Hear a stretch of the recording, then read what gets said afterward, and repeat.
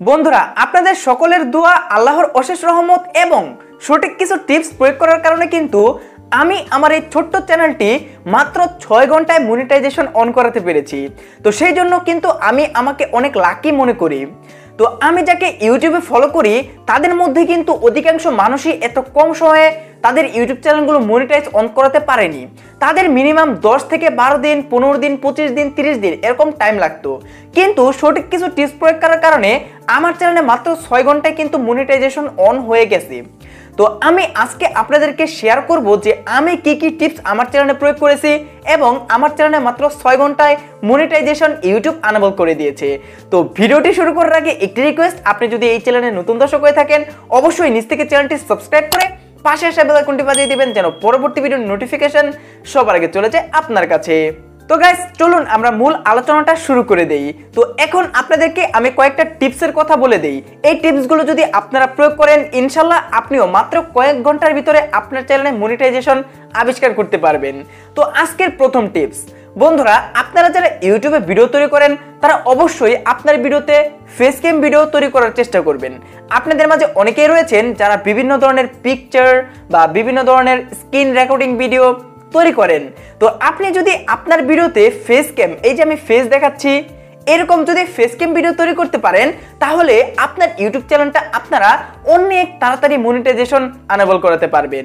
তো এই ক্ষেত্রে আপনারা অবশ্যই ফেস ক্যাম এর পাশাপাশি রেগুলার ভিডিও আপলোড করবেন এবং হিউজ পরিমাণ ভিডিও আপলোড করবেন। আপনারা মনিটাইজেশন অন হওয়ার আগে মানে যতটা পারেন ততটা সম্ভব আপনারা ভিডিও আপলোড করতেই থাকবেন। দেখবেন আপনার ভিডিওতে যেরকম ফেস থাকবে সেরকম আপনার ভিডিওর সংখ্যাও থাকবে এবং আপনার নিয়ম কানুনও কিন্তু ঠিক থাকবে। তো এই যে তিনটা বিষয় যদি আপনার ঠিক থাকে কেউ কিন্তু আপনার চ্যানেলের মনিটাইজেশন আটকাতে পারবে না। তো ইউটিউব কিন্তু সর্বপ্রথম এই বিষয়গুলোই দেখে যে আপনি মানে নিয়মিত কাজ করতেছেন কিনা, নিয়ম মেনে কাজ করতেছেন কিনা, সঠিকভাবে কাজ করতেছেন কিনা, বা আপনি কি রেগুলার কাজ করবেন কিনা। তো এই সকল বিষয়গুলো কিন্তু মনিটাইজেশন অনের আগে ইউটিউব বেশি করে চেক করে। তো এখন আমি আরেকটা টিপসের ক্ষেত্রে চলে যাই। তো দেখুন ইউটিউব কিন্তু আপনার ভিডিওগুলো চেক করবে যে আপনার ভিডিওগুলোতে কোনো মানে খারাপ কোনো কিছু আছে কিনা বা ইউটিউবের গাইডলাইনের বাইরে যায় এরকম কোনো কিছু আছে কিনা। তো ইউটিউব সর্বপ্রথম আপনার ভাইরাল ভিডিওটা দেখবে। সর্বপ্রথম আপনার যে ভিডিওতে ভিউজ বেশি সেই ভিডিওটা আপনার বেশি করে দেখবে, বুঝতে পারছেন? তারপর আপনার নতুন যে ভিডিওগুলো আপলোড করবেন, মানে ধরেন আজকে আপনি মনিটাইজেশনের জন্য অ্যাপ্লাই করলেন, সো আজকে যে ভিডিওটা আপলোড করবেন সেই ভিডিওটা দেখবে এবং আপনার লাস্টের ভিডিওটা দেখবে।